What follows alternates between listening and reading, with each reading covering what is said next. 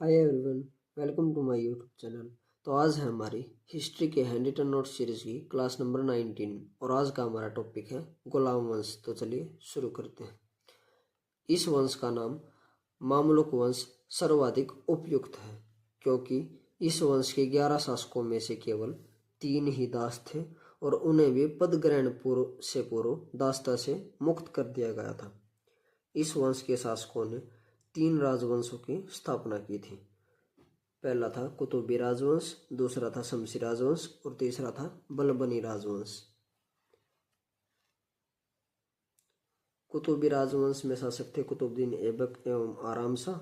शमसी राजवंश में थे इल्तुतमिश, रुकनुद्दीन फिरोज, रजिया सुल्तान, बैराम शाह और नासिरुद्दीन महमूद।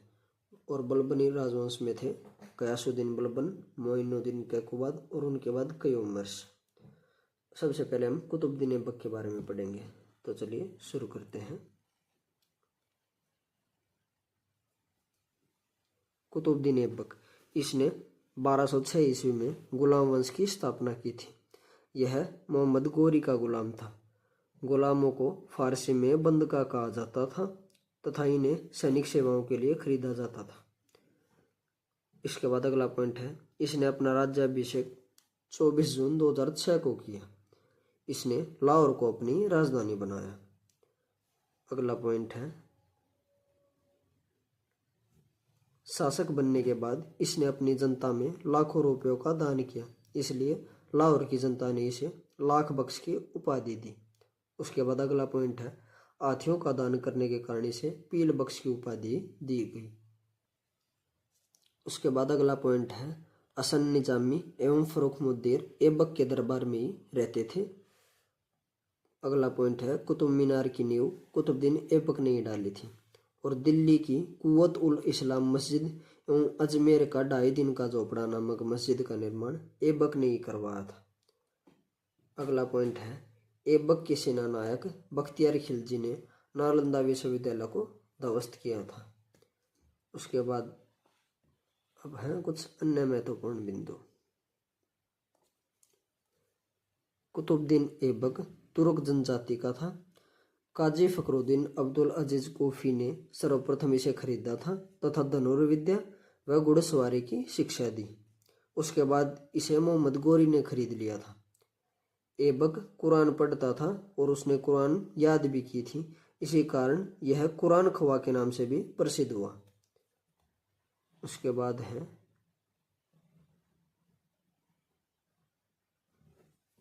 ऐबक की मृत्यु 1210 ईस्वी में चौगान खेलते समय घोड़े से गिरकर हो गई। इसका मकबरा लाहौर में स्थित है।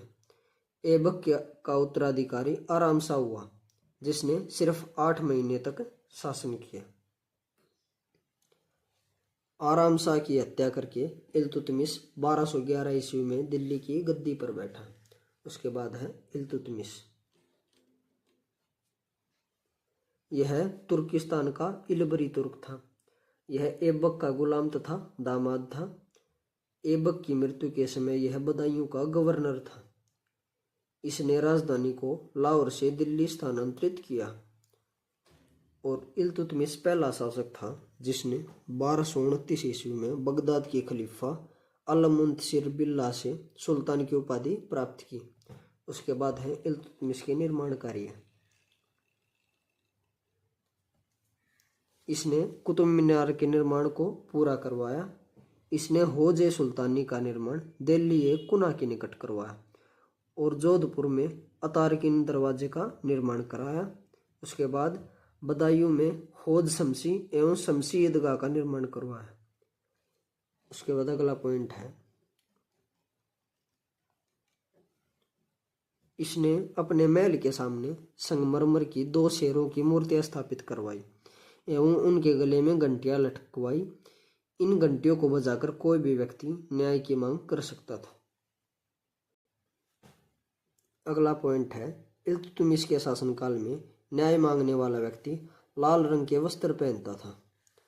उसके बाद नेक्स्ट पॉइंट है, इसने 1226 ईस्वी में रणथंबोर पर विजय प्राप्त की और इसने सुल्तान के पद को वंशानुगत बनाया था। उसके बाद है इसे भारत में गुंबद निर्माण का पिता कहा जाता है। उसके बाद अगला पॉइंट है सबसे पहले शुद्ध अरबी के सिक्के इसी ने जारी किए, चांदी का टंका एवं तांबे का जीतल सिक्का। उसके बाद है इल्तुतमिश ने इक्ता प्रथा चलाई। और अगला पॉइंट है 40 गुलाम सरदारों का संगठन बनाया जो तुर्काने चेलगानी के नाम से जाना गया। उसके बाद है सर्वप्रथम दिल्ली के अमीरों का दमन इसी ने किया। उसके बाद अगला पॉइंट है इल्तुतमिश के दरबार में मिनहाजुल सिराज एवं मलिक ताजुद्दीन विद्वान थे और चंगेज खान से बचने के लिए ख्वारिज्म के सम्राट जलालुद्दीन को इल्तुतमिश ने अपने यहाँ शरण नहीं दी थी। उसके बाद अगला पॉइंट है इल्तुतमिश की मृत्यु 30 अप्रैल 1236 ईस्वी को दिल्ली में हुई। इसे दिल्ली में ही दफनाया गया था। अगला पॉइंट है इल्तुतमिश के बाद उसका पुत्र रुकनुद्दीन फिरोज गद्दी पर बैठा। यह एक अयोग्य शासक था। इसके अल्पकालीन शासन पर इसकी मां शाह तुर्कान छाई रही। शाह तुर्कान के अवांछित प्रभाव से परेशान होकर तुर्की अमीरों ने रुकनुद्दीन को हटाकर रजिया को सिंहासन पर बैठा दिया। उसके बाद है रजिया सुल्तान। रजिया बेगम प्रथम मुस्लिम महिला थी जिसने शासन की बागडोर संभाली। रजिया ने पर्दा प्रथा त्याग कर तथा पुरुषों की तरह चोगा एवं कुल्हा पहनकर राज दरबार में खुले मुंह जाने लगी। उसके बाद अगला पॉइंट है इसने मलिक जमालुद्दीन याकुत को अमीर आखुर जिसे नियुक्त किया। अमीर आखुर का मतलब है घोड़ों का सरदार। उसके बाद है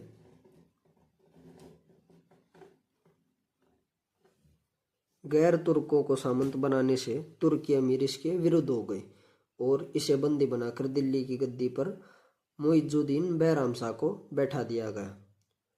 रजिया की शादी अल्तुनिया के साथ हुई। शादी के बाद इसने पुनः गद्दी प्राप्त करने का प्रयास किया लेकिन यह असफल रही। अगला पॉइंट है रजिया की हत्या 13 अक्टूबर 1240 को डाकुओं द्वारा कैथल के पास कर दी गई थी। उसके बाद शासक बने मुइजुद्दीन बैराम शाह 1240 से 1242 ईस्वी तक। रजिया के बाद यह सुल्तान बना। इसके शासनकाल में सुल्तान की शक्ति एवं अधिकारिता को कम करने के लिए तुर्की अमीरों ने नायब ए मुमलकत के पद की रचना की। इस पद पर आसीन व्यक्ति के पास सुल्तान के समान शक्ति एवं पूर्ण अधिकार थे। अब वास्तविक शक्ति एवं सत्ता के अब 3 दावेदार थे, सुल्तान, वजीर और नायब। प्रथम नायब ए मुमलकत मलिक इख्तियार एतगिन या आयतगिन को बनाया गया। उसके बाद है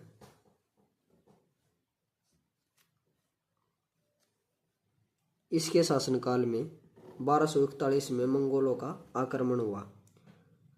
इसके वजीर मुहज्जुबुद्दीन ने अमीर तुर्कों को सुल्तान के खिलाफ भड़का दिया और 1242 ईस्वी में बैराम शाह को कैद कर इसकी हत्या कर दी गई। इसके बाद अलाउद्दीन मसूद शाह सुल्तान बना। अलाउद्दीन मसूद शाह यह रुकनुद्दीन फिरोज का पुत्र था। इसने मलिक कुतुबुद्दीन हसन को नायब बनाया। उसके बाद है अलाउद्दीन मसूद शाह का अमीर आजिब बलबन था। अमीर आजिब का मतलब विशेष सचिव।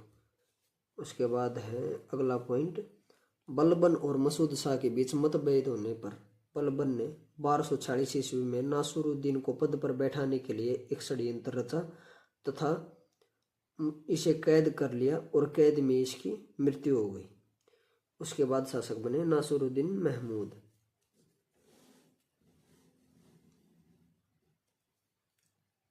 यह एक उदार और मधुर स्वभाव वाला सुल्तान था। यह टोपियां सीलकर तथा कुरान की नकल करके वह उसे बेचकर अपने जीवन का निर्वाह करता था। 1249 में बलबन ने अपनी पुत्री का विवाह इसके साथ कर दिया। इसके बाद सुल्तान ने बलबन को उलूग खां की उपाधि दी तथा नायब ए मुमलकत का पद प्रदान किया। यह एक नाम मात्र का सुल्तान था। सारी शक्तियां अधिकार चालीसा तथा बलबन के हाथों में थे। 1266 में नासिरुद्दीन की अचानक मृत्यु हो गई। इसकी मृत्यु के बाद गयासुद्दीन बलबन शासक बना तथा बलबनी वंश की स्थापना की। बलबनी राजवंश की स्थापना गयासुद्दीन बलबन ने की थी। इसके बचपन का नाम बहाउद्दीन था और बचपन में मंगोलों ने बलबन को चुराकर बगदाद ले जाकर जमालुद्दीन बसरी नामक व्यक्ति को बेच दिया। बसरी ने इसे 1233 में इल्तुतमिश को बेच दिया और इस प्रकार यह इल्तुतमिश का गुलाम था। इसके बाद है अपने कार्यों के आधार पर बलबन प्रत्येक सुल्तान के काल में विशेष पदों पर आसीन था। जैसे कि इल्तुतमिश के समय ये खासदार के पद पर आसीन था। रजिया सुल्तान के समय ये अमीर शिकार के पद पर आसीन था। बैराम शाह के समय अमीर आखुर के पद पर, मसूद शाह के समय अमीर आजिब के पद पर और नासिरुद्दीन महमूद के समय नायब मुमलकत के पद पर आसीन था। बलबन ने अपने आप को नियामत खुदाई अर्थात पृथ्वी पर ईश्वर की छाया बताया। यह अपने आप को ईश्वर का प्रतिबिंब यानी कि जिले इलाही मानता था।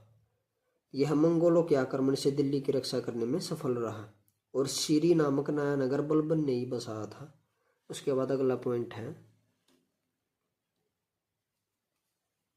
बलबन ने अपने आप को फारस के अफरासिया वंश का वंशज बताया है। दरबार में फारस की तर्ज पर सिजदा, घुटने टेक कर सुल्तान का अभिवादन करना तथा पैबोस लेटकर मुख से सुल्तान के चरण चूमना की प्रथा का प्रचलन शुरू किया। उसके बाद है, बलबन ने दीवाने विजारत जो कि वित्त विभाग था को सैन्य विभाग से अलग कर दीवाने आरिज सैन्य विभाग की स्थापना की और विभाग के प्रमुख को आरिज मुमालिक कहा जाता था। उसके बाद है, बलबन ने अपने आरिज मुमालिक इमाद उल मुल्क को बनाया था। नेक्स्ट पॉइंट है, गुप्तचरों के प्रमुख अधिकारी को वरीद मुमालिक कहा जाता था और दिल्ली सल्तनत के सुल्तानों में किलों को निर्मित करने वाला पहला सुल्तान बलबन था। उसके बाद अगला पॉइंट है, बलबन के दरबार में फारसी के प्रसिद्ध कवि अमीर खुसरो तथा अमीर हसन रहते थे। अमीर खुसरो यूपी के एटा जिले का निवासी था। इसने 7 सुल्तानों का काल देखा था और अमीर खुसरो को तूतीय हिंद के नाम से भी जाना जाता है।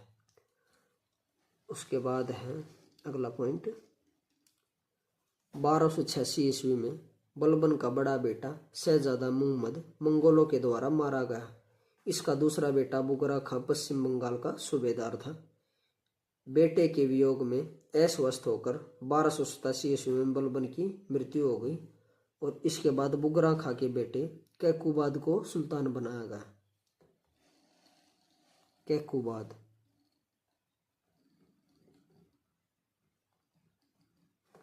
यह 1287 से 1290 तक शासक रहा।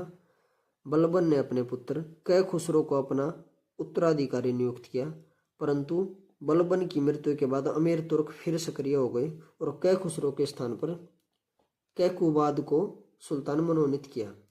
यह बहुत ही भोगविलासी शासक था। इसका फायदा कोतवाल फखरुद्दीन के दामाद निजामुद्दीन ने उठाया और सत्ता को हथियाना चाहा। बुगरा खां के समझाने पर कैकुबाद ने निजामुद्दीन को विष देकर मरवा डाला।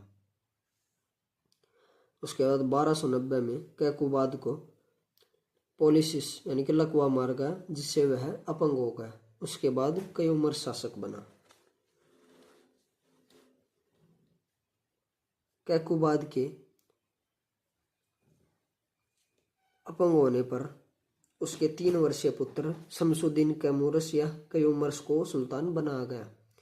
कयूमर्स का संरक्षक जलालुद्दीन खिलजी को बनाया गया और जलालुद्दीन ने 1290 में कैकुबाद तथा कयूमर्स की हत्या करके खिलजी वंश की नींव डाली और इसी के साथ ये टॉपिक खत्म होता है। अगर आपको वीडियो अच्छी लगी हो तो वीडियो को लाइक एंड शेयर करें तथा चैनल को सब्सक्राइब करें।